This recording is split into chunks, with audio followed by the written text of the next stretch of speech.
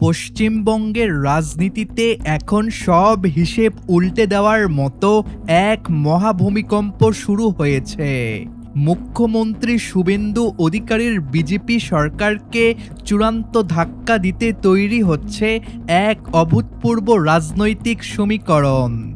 রাজ্যের আনাচে কানাচে কান পাতলেই এখন একটাই গুঞ্জন, সব দূরত্ব ও রাজনৈতিক মান অভিমান ভুলে এবার নাকি এক মঞ্চে আসছেন দিদি মমতা বন্দ্যোপাধ্যায় এবং মুর্শিদাবাদের দাপুটে নেতা হুমায়ুন কবির।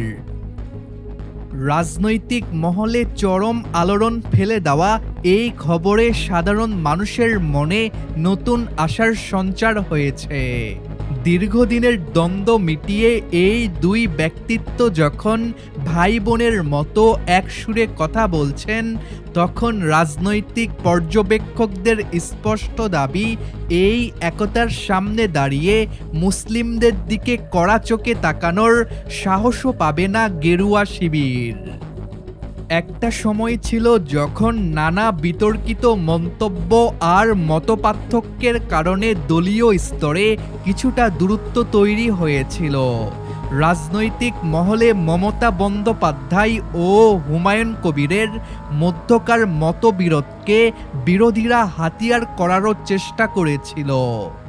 কিন্তু রাজনীতির ময়দানে বৃহত্তর লড়াইয়ের সাথে সেই সব ক্ষোভ বিক্ষোভ এখন অতীত হয়েছে। বাংলার মাটিতে ধর্মীয় সম্প্রীতি রক্ষা এবং মানুষের অধিকার রক্ষার প্রশ্নে নিজেদের ভেদাভেদ ভুলে আবার এক ছাতার তলায় দাঁড়াতে যাচ্ছেন তারা।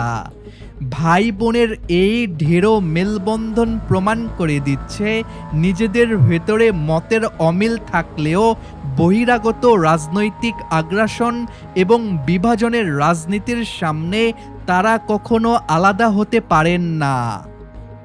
মমতা ও হুমায়ুন কবিরের এই সমঝোতার বার্তা প্রকাশ্যে আসতেই গোটা বাংলার সংখ্যালঘু মুসলিম সমাজের ঘরে যেন নতুন করে স্বস্তির সুবাতাস বইতে শুরু করেছে।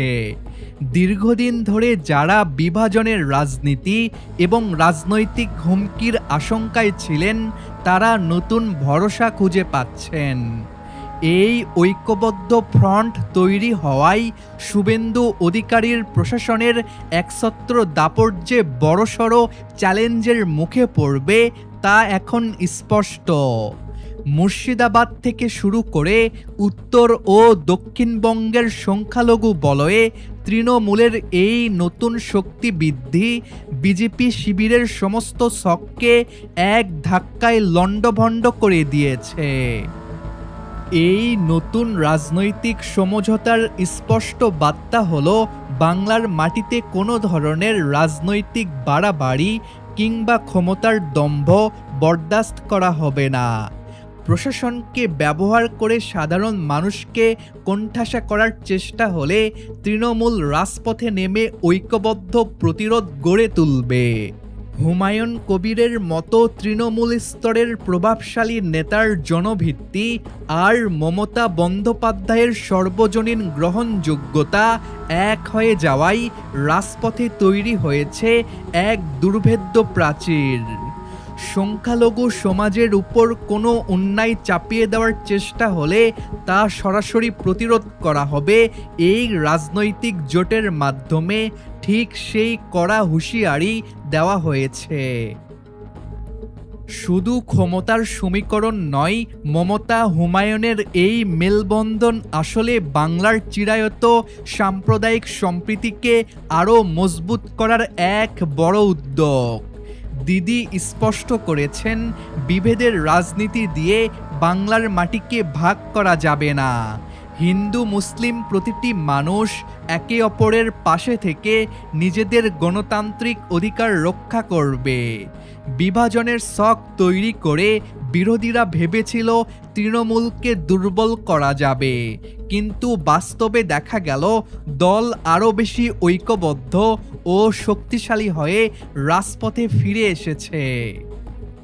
মমতা বন্দ্যোপাধ্যায় এবং হুমায়ুন কবিরের এই ঐতিহাসিক ঐক্য কি শুভেন্দু অধিকারীর বিজেপি সরকারের সমস্ত দাদাগিরি পুরোপুরি থামিয়ে দিতে পারবে? আপনার কি মনে হয় ভাই বোনের এই জোটের ফলে সংখ্যালঘু সমাজের আত্মবিশ্বাস কতটা বাড়ল? কমেন্ট বক্সে আপনার মূল্যবান মতামত অবশ্যই লিখে জানান। পরবর্তী রাজনৈতিক আপডেট ও বিশ্লেষণধর্মী ভিডিও পেতে লাইক, শেয়ার এবং সাবস্ক্রাইব করে সঙ্গেই থাকুন। দেখা হচ্ছে পরবর্তী কোনো ভিডিওতে।